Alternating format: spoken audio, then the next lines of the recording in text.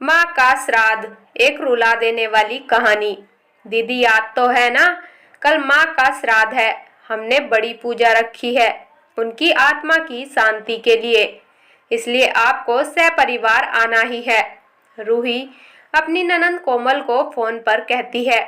तभी कोमल उसकी भाभी को बोली, मैं नहीं आ सकती। आपको तो पता ही है कि उनको छुट्टी नहीं मिलेगी।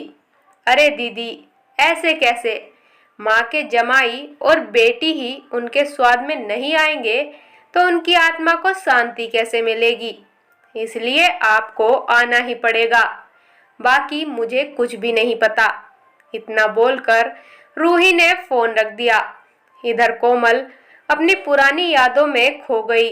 जब उसके पापा की मृत्यु हो गई थी तभी कोमल अपने मायके गई हुई थी। कोमल को माँ बोली, बेटा तुम्हारे पापा मुझे अकेला छोड़कर चले गए। पता नहीं अब मुझे किसके आधार पर छोड़कर गए हैं। ये कहते हुए माँ कोमल के गले लगकर रो रही थी। तब कोमल बोली, यह सब लोग तो हैं ना माँ, भैया भाभी और बच्चे, तो चिंता क्यों करती हो?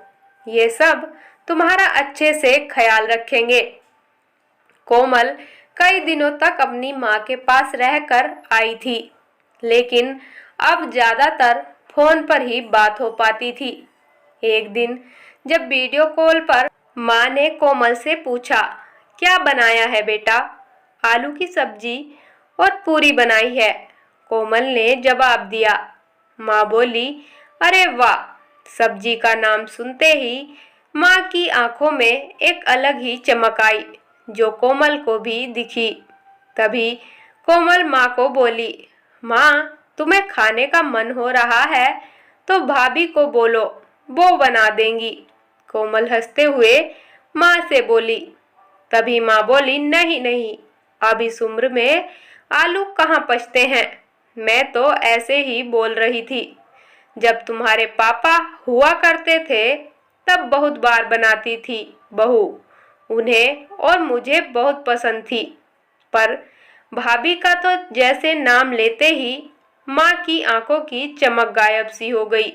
माँ ने कॉल रख दिया। माँ को क्या हो गया? ऐसे क्यों बोल रही थी? वहाँ सब ठीक तो होगा ना? कोमल अपने आप से बातें कर रही थी। ऐसे बहुत बार खाने की बातों पर बातचीत होने पर माँ की आंखों का भाव ही बदल जाता था। लेकिन ऐसा क्यों था वो समझ नहीं पाई। लेकिन इसके पीछे का राज उसकी समझ में आया जब वह छुट्टियों में 2 दिन के लिए मायके गई थी। एक दिन कोमल माँ के कमरे में माँ के साथ गपशप कर रही थी। तभी दीदी खाना खाने चलो, रूही माँ के कमरे में आकर कोमल को बोली, चलो माँ तुम भी खाना खा लो। कोमल उठते हुए बोली, अरे दीदी, नहीं नहीं, माँ को क्यों तकलीफ देना, वह यहीं पर खा लेंगी, आप चलो। रूही बोली, लेकिन भाभी, लेकिन वेकिन कुछ नहीं दीदी, आप चलो। माँ के घुटनों में दर्द होता है, इसलिए माँ कमरे में ही खाना खाती हैं, रूही स्पष्ट रूप से बोलती है। तो फिर भाभी, मेरा भी खाना यहीं पर लाओ, हम दोनों साथ में खाना खाएंगे, ऐसे कोमल अपने भाभी को कहती है। इस पर रूही कुछ नहीं बोल पाई, लेकिन कोमल को साफ तरीके से समझ में आ गया कि रूही को यह सब पसंद नहीं आया। वह चुपचाप वहां से निकल गई और थाली में पूरी सब्जी, रायता, अचार लेकर आई और माँ के लिए खिचड़ी। माँ, यह क्या है? तुम यह सब नहीं खाने वाली हो क्या? कोमल माँ को बोली। उतने में रूही बोली, अरे दीदी, माँ को यह सब हजम होता ही नहीं, इसलिए मैं उनको खिचड़ी और दाल ही देती हूँ। इतना बोलकर रूही वहां से निकल गई। माँ ने अपनी प्लेट उठाई पर माँ का ध्यान कोमल की प्लेट पर ही था। यह देख कोमल सुन्न सी पड़ गई। उसने माँ के मुंह में एक पूरी का निवाला डाला, लेकिन माँ ने मना कर दिया। तब कोमल ने अपनी माँ की आंखों में वही भाव देखा था जो वीडियो कॉल पर देखा था। पता नहीं भाभी का डर था या लड़की के निवाले का मोह था। तब भी कोमल ने पूरा खाना माँ को खिलाया और खुद खिचड़ी खाने लगी।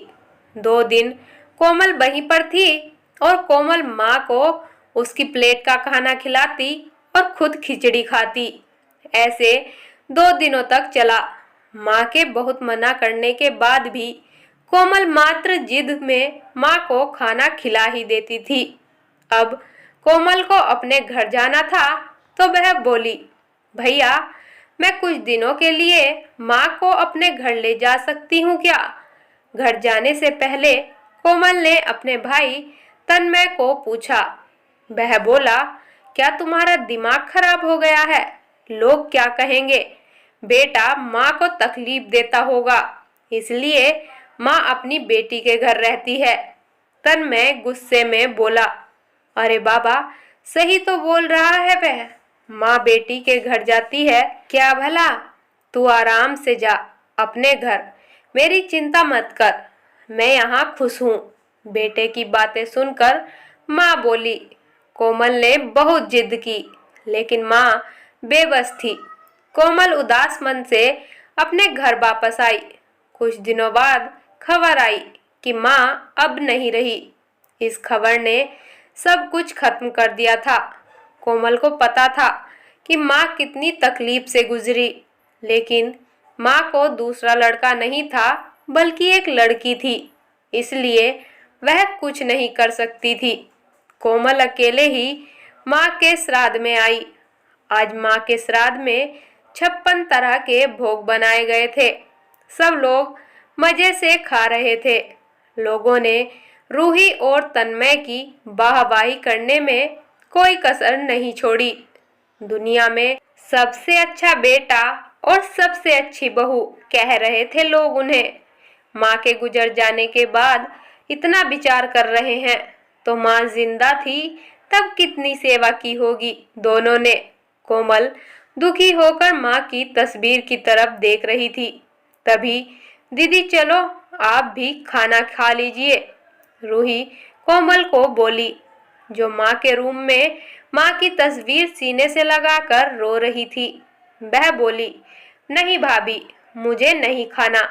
लेकिन क्यों? आप नहीं खाना खाओगे तो माँ की आत्मा को कैसे शांति मिलेगी? रूही कोमल को बोली, भाभी जिस खाने के लिए मेरी माँ जब जिंदा थी तब तरसती रही, अब उस खाने को उसे मरने के बाद दे रहे हो तो वो कैसे तृप्त होंगी? सोच कर देखो एक बार। आज आपने पकवानों का ढेर लगाया हुआ है।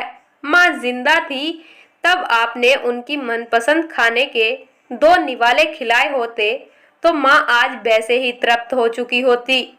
वही माँ का असल में श्राद्ध कहलाता। यह जो भी हो रहा है वह सिर्फ एक दिखावा है।